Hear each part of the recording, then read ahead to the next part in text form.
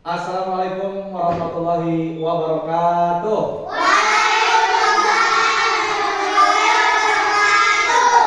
Selamat siang anak-anak. Alhamdulillahirobbilalamin. Bagaimana kabarnya?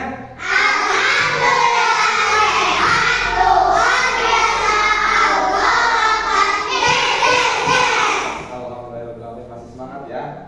Sebelum kita memulai pembelajaran, kita awali seperti biasa agar lebih berkah, agar lebih bermanfaat ilmu yang kita dapatkan. Kita awali dengan berdoa terlebih dahulu yang akan dipimpin oleh Anissa. Silakan Anissa berdoa. Sebelum belajar, mari kita membaca doa.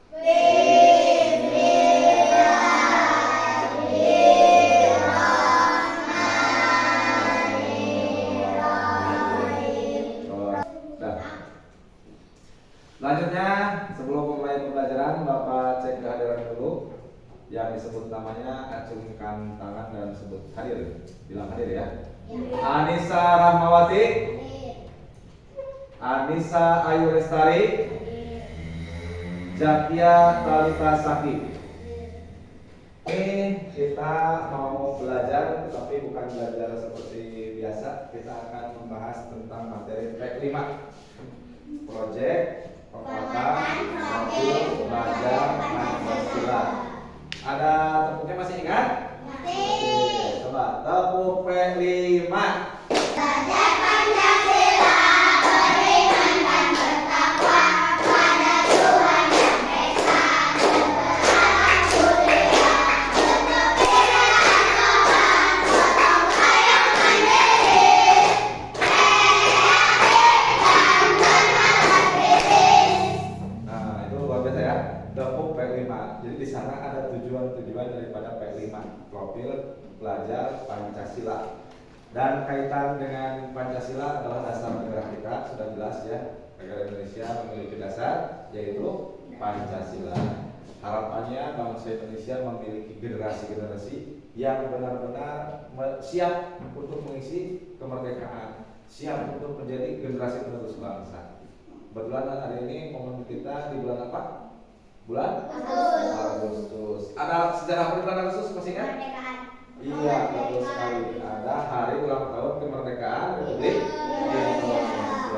Negara kita ini sudah merdeka dan kita sebagai penerus bangsa harus mampu mengisi kemerdekaan ini dengan sebaik mungkin ya, sebaik belajar. Oleh karena itu kita harus memperdalam apa itu P5 yang dicanangkan oleh program pemerintah. Nah, pada pertemuan ini Bapak akan membahas satu tema ya, satu tema atau satu topik terkait dengan penguatan P5. Namun kita tonton dulu sebuah tayangan berikut ini.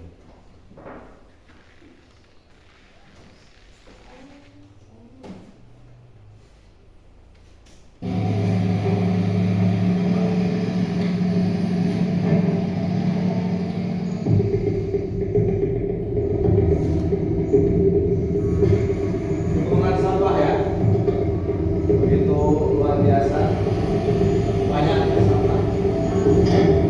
66 juta ton sampah plastik per tahun menurut BPS. Badan Statistik. Sampah organik yang dihasilkan mencapai 20,93 juta ton per tahun. Menjadikan hasil sampah organik tertinggi di Asia Tenggara. Begitu banyaknya tumpukan sampah yang dihasilkan. Nah, setelah diberi kelompok, Bapak akan berikan satu tugas. Tugasnya agar lebih memahami materi yang tadi, masing-masing kelompok akan diberikan tugas yang berbeda. Kelompok yang pertama adalah kelompok organik. Kelompok yang kedua adalah kelompok anorganik. Kelompok yang ketiga adalah kelompok B3. Dari penjelasan yang tadi, kita akan akan lebih jauh lagi contoh-contoh daripada sampah organik. Untuk kelompok pertama, untuk kelompok kedua, contoh-contoh kelompok anorganik, dan yang kelompok ketiga, contoh-contoh sampah B3. Bisa dipahami? Bisa. Ini lembaran kertasnya nanti kasih nama dan anggota kelompoknya juga. Silakan dengan kelompoknya masing-masing berdiskusi untuk mencari contoh-contoh jenis sampah yang sudah ditentukan. Ya, kalau ada yang tidak dimengerti bisa ditanyakan ke Bapak. Mulai dari sekarang, silakan.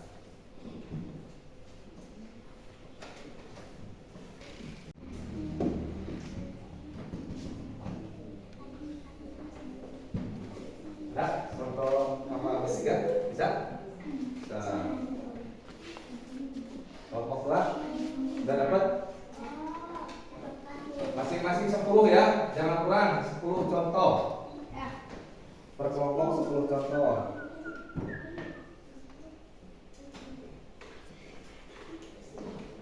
Bisa organik? Udah ya, organik? Anorganik bisa?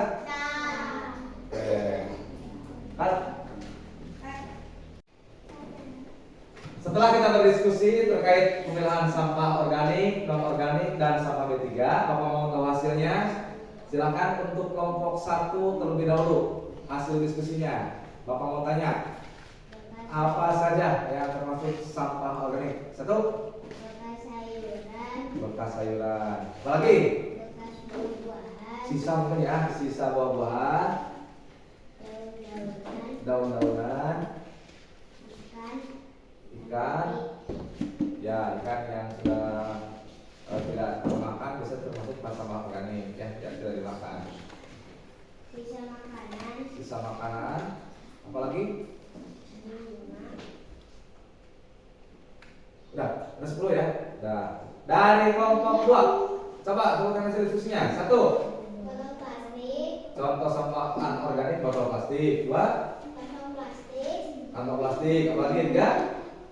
Bekas botol kaleng. Bekas kaleng atau bekas wadah yang berupa kaleng. Bola plastik sobek. Bola plastik yang sudah tidak terpakai termasuk anorganik ya. Kertas sobek. Kertas yang sudah sobek, Bekas baju sobek. bekas baju atau bekas pakaian itu termasuk anorganik ya, karena tidak bisa diurai. Ya, terima kasih kelompok 2. Selanjutnya kelompok 3. Apa saja? Baterai. Batu baterai, Oli. oli termasuk P3. Aki. Aki, nini enggak nini? Aki aja ya. Aki juga aja. Baygon. Baygon, Korek gas. korek gas, betul. Apa lagi? Kaca. Kaca, pecahan kaca. TV. TV, uang tabungnya ya, tabung TV. Headset. Headset, kurang ini ya, kurang bagus, tapi bisa berbahaya. Ya, itu saja, udah? Udah 10? Speaker, apa lagi? HP, oh bisa jadi HP ya, jangan sembarang buang HP. Jangan sembarangan buang HP, jangan sembarangan buang oli, karena termasuk banyak 3D bahan yang berbahaya. Ya. Kan? Nah, setelah tadi kita berdiskusi dan tahu jenis-jenis sampah, ada sampah apa saja?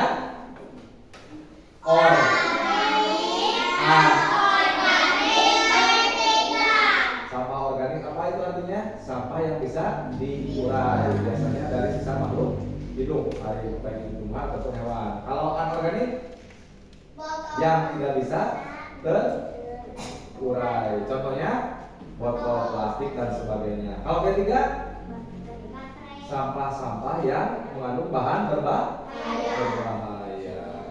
Sekarang kita sudah tahu pemilahan sampah yang baik seperti itu ya. Ada sampah organik harus dipisahkan, ada organik harus dipisahkan, dan ada B3 harus terpisah juga. Oleh karena itu kita harus mengimplementasikan atau menerapkan pengetahuan ini. Jadi caranya tatkala kita membuang sampah, baiknya itu dipisahkan antara yang plastik dan yang organik. Apalagi ada B3, minimal ada 3 tong sampah. Di sekolah kita sudah ada organik, non-organik, dan sampah bahan berbahaya ya, atau beracun dan berbahaya. Itu bisa dipisahkan. Nanti buang sampahnya jangan sembarangan, plastik ke tempat plastik. Kalau daun ke tempat daun. Kalau kira-kira bisa busuk kemana? Organik atau organik? Organik. Kalau plastik bekas minuman? Anorganik. Batu baterai? Tugas selanjutnya, tadi sudah tahu pemilahan sampah. Sekarang Bapak ingin dari masing-masing kalian membuat tugas. Tugasnya adalah slogan atau anjuran agar membuang sampah pada tempatnya. Kalian boleh berekspresi dengan imajinasi kalian masing-masing, ya. Boleh dengan gambar, boleh dengan kata-kata atau tulisan, boleh dihias, terserah. Yang penting ada anjuran agar membuang sampah pada tempatnya supaya lingkungan kita bersih. Di tempat tinggal bersih, di sekolah bersih, di masyarakat bersih, itu akan lebih sehat. Betul? Betul, ya. Bapak akan bagikan lembaran kertasnya masing-masing orang bagian satu lembar. Nanti buat untuk gambar atau slogan atau poster terkait dengan menjaga kebersihan atau membuang sampah pada tempatnya. Silakan diwarnai, dihias bagus mungkin ya. Kalau sudah selesai nanti kita akan pajang bersama-sama sebagai bentuk daripada kita peduli dengan lingkungan kita, tidak boleh membuang sampah sembarangan. Jadi sekali lagi, membuang sampah itu di mana? Di tempatnya. Di tempatnya. Buanglah sampah pada tempatnya. Buanglah mantan pada Temannya. buanglah sampah pada tempatnya ya. Selesai? Coba dikumpulkan lagi.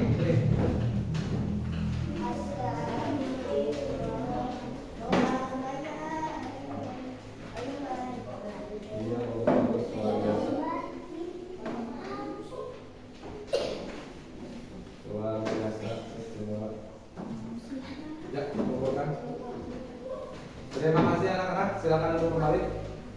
Kumpulkan semuanya. Itu yang dikumpulkan semua. Semuanya. Ya.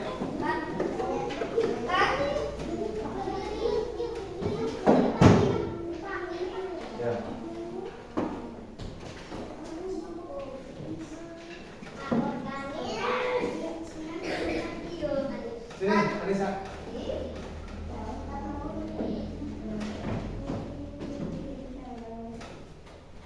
Ya, untuk pertemuan hari ini kita alhamdulillah sudah mempelajari tentang bahaya dan manfaat sampah, tentang bagaimana menjaga lingkungan kita agar bersih dan sehat. Karena bagaimanapun hidup bersih itu termasuk salah satu bagian daripada anjuran ya dari agama kita, yaitu agama Islam.